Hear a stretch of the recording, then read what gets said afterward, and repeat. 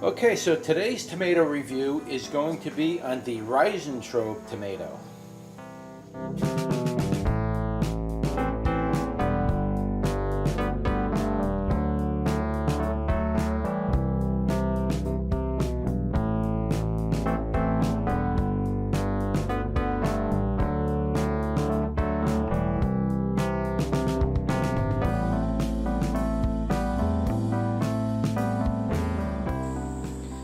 Alright, so figured I'd show you this before I actually do my tomato review on this plant. And getting back here is a little difficult right now because everything's spread out. But this is called the RIESENTRAUBE tomato, and the reason why it's named RIESENTRAUBE, I believe it's German, but it's named RIESENTRAUBE, and that name means clusters of grapes. And it literally grows like clusters of grapes. So we'll pick a couple of these, we'll bring them in, and we'll go and do a taste test and review the tomato. But I just wanted to give you a quick look at the way they grow on the plant. This is a very heavy producing tomato plant. Probably one of the heaviest producers out of all my tomatoes. If you grow it in good soil and everything's growing right, this thing will produce hundreds upon hundreds of tomatoes, and they're pretty big sized. You can see I'm going to pick this one here, pick that one. I mean, you can see these things, how big they can get. Now, normally they don't get this big, and there's a very prominent bichambered line that goes across the bottom, as you can see, and you can really tell by the nipple, but I'll show you that on the inside. But I just want to show you what it looks like on a plant, so I'll see you on the inside. Okay, so let's take a closer look at the RIESENTRAUBE tomato. I've been growing this tomato now for probably about 8 years, 7 or 8 years, and this tomato is an unbelievable tomato in many, many different ways.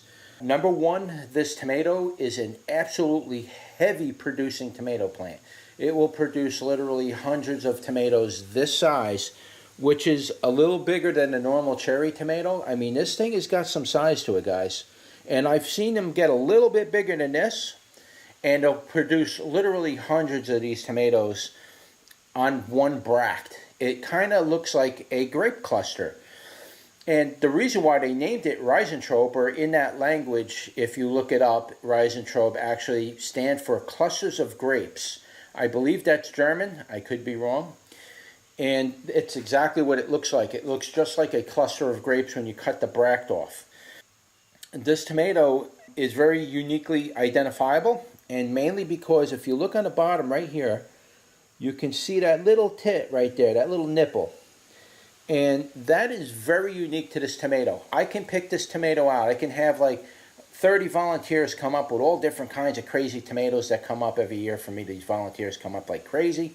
And when this one comes up, I automatically know that it's a RIESENTRAUBE tomato, mostly because of the little nipple that you see right there. And I also can tell by the shape of the flower bract that comes off it, because it's a very strange shape in bract. It doesn't come out like a string that's uniform. It just comes out like a giant cluster of grapes. That's exactly what it looks like. There's no other way to describe it. This is a fantastic tomato as far as taste goes. For you to make sauce out of this tomato, it's very easy. You can make pots and pots of sauce with this thing, no problem at all. Very easily. One plant can easily give you a gallon of sauce, and maybe more. If you got a really healthy environment and your plant is really doing healthy and producing a lot of tomatoes, you can easily make a gallon of sauce. And most of you who do make sauces understand how many tomatoes it takes to actually make a gallon of sauce. So these will produce quite a bit of tomatoes. As far as the sauce goes, it makes a terrific tomato sauce. I really like making sauce with these tomatoes. It's got a nice tomato sauce, rich flavor. It goes really good. I would recommend, because they're very watery, I would recommend you adding a little bit of olive oil to infuse with your sauce, so it gives it a little bit of a thicker quality, and it allows the sauce to not separate from a solid, mass and liquid. You want that liquid and mass to kind of hold together. So by adding and infusing olive oil in your sauce, it allows that sauce to stick to the noodles instead of running to the bottom of the plate. So add some olive oil to your sauce and infuse it. Cook it for a while until the oil infuses. But it is a watery tomato, and I don't necessarily recommend cooking it down until it's like a paste, basically, to get sauce out of it. I recommend slow cooking it. Cook it for about an hour or so. Infuse that oil. You'll know when the oil's infused because you won't see it, little beads of oil in there anymore. It'll be infused in the sauce, and it doesn't separate. That's how you know that you properly infused your oil with the sauce, and it makes a terrific tomato sauce. Very, very terrific. So this tomato plant is definitely a heavy producing tomato plant, and here's a riper version of it. Now, there's a whole bunch of them out there. A lot of them ain't ripened. They really started coming in late this year, just like everything else was a late bloomer, but they're just starting to come in, and so I picked a few up. Some of them were actually on the ground, and so I picked a few up. This one's a little bit damaged, but that's all right. Again, if you make a tomato sauce, you're gonna do like I showed you in my earlier video. You're just gonna make an X, squeeze it out, you're done. There's no, you can, or if you really want to, you can just take the whole tomato, cut it in half, and just throw the whole thing in a pot. I recommend cutting them though. Don't just throw whole tomatoes in there and expect them to cook down. You want to cut them in half, maybe squeeze them with your hands a little bit, get it going with the juice, and then just let it cook, and then strain out all your skins and your shoulders, your uncooked shoulders and your skins. That's the quickest, fastest, and easiest way to do this with your tomatoes. Now, this tomato, in my opinion, is also another good famine food or survival food, and meaning like if you were in a situation where you were staying in the mountains, or you were trying to survive in the woods, you were bugging out or whatever, and you want to establish an area where stuff can grow wild and you can forage. This is one of those tomato varieties that you can take those seeds, plant them out in the wild. The wildlife will eat some of your tomatoes, but it produces so many tomatoes it can't get to them all. This is very good in a survival situation because it has plenty of vitamin C and the citric acid that you need, and it'll provide you hydration as well as food for your stomach and nutrients. Excellent famine food. This is another one of those survival foods I would definitely recommend, and mainly because this tomato, it'll self-seed itself, and it'll propagate and come up every year on its own. You don't have to keep planting it. So if you're in a survival situation and you planted these tomatoes out somewhere in the field or a pasture where it's not going to get trampled by buffalo and people ain't going to come by ripping the plants out. If it's somewhere in a woods environment where it can come up every year, this plant will absolutely reseed itself every year and keep coming up, and you won't have to worry about replanting it. You can just go out and forage your food and keep propagating it by spreading it into new areas and keep allowing this plant to grow. And it'll feed you, it'll feed the wildlife. It could be going to become invasive, and even if it did, it's only going to feed the wildlife. It's not the type of plant that's really going to harm the environment. It's an excellent famine survival food plant to grow. Okay, so now that I got through all of that, this is one of my top tomatoes too, by the way, because of some of the reasons I just mentioned. So if you look, if I can get you in there. So if you look at the chamber on it, you can see it's bichambered. You can kind of see how the seeds look. Okay, what it looks like. You can see the wilding in there all the way around the edges over here. Boom, boom, boom, boom, boom, boom, boom. You see it all the way around. So it's got a lot of nice wilding. Seeds are firmly attached to the rind. And these tomatoes, like I said, they can get to a pretty decent size. And they make an excellent sauce. Like even in the condition that they are now, like some of them aren't totally ripe, you could still cook that down easy and get a terrific sauce out of it. So let's give it a taste test and see what it tastes like. Tangy-wise, you're about 30-35% on the tang. Sweetness-wise, you're about 25 plus on the sweetness. Pretty good mixture on that. I was definitely giving a thumbs up on the balance. That was all good. The moisture was kind of low. We'll open up another one, but the moisture was kind of low in that tomato. Now, these really ripened up a lot since I brought them in here. And I usually try to eat them when they're still crispy, you know. Let me taste this one.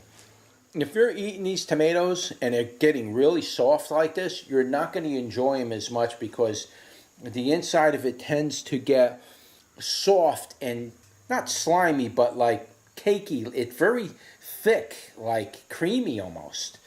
And when you get to that state, you're really ready to make sauce out of it. You're really, they're not enjoyable when they get this ripe.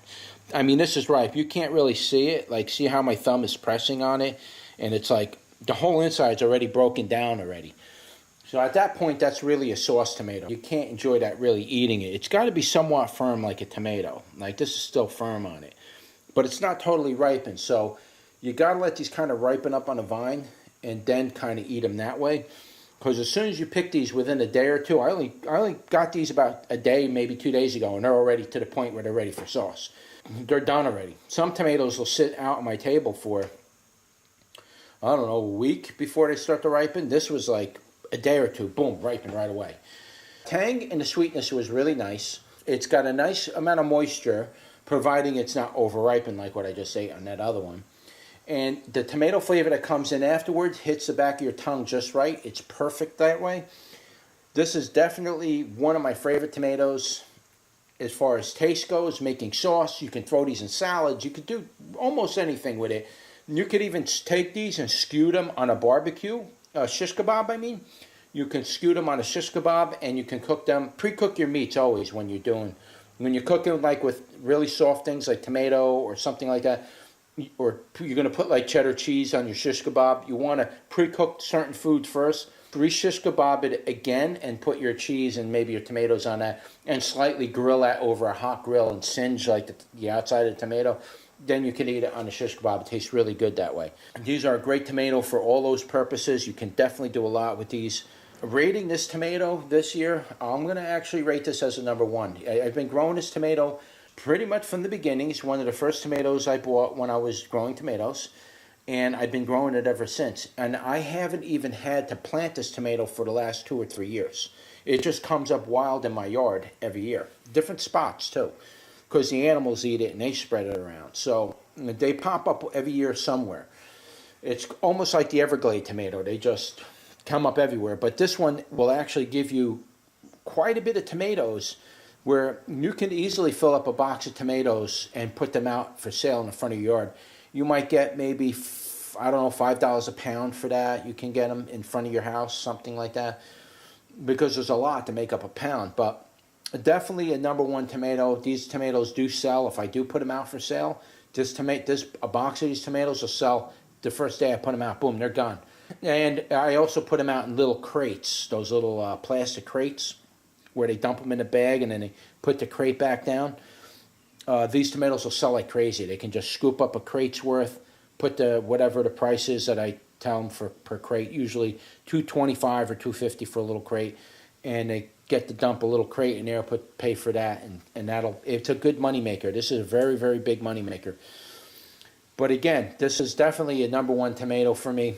Taste didn't quite meet the perfect quality this year, though it was good. There are other tomatoes that are superior in flavor, but because this tomato is so productive, it's a famine food, you can sell these. These are a great market tomato.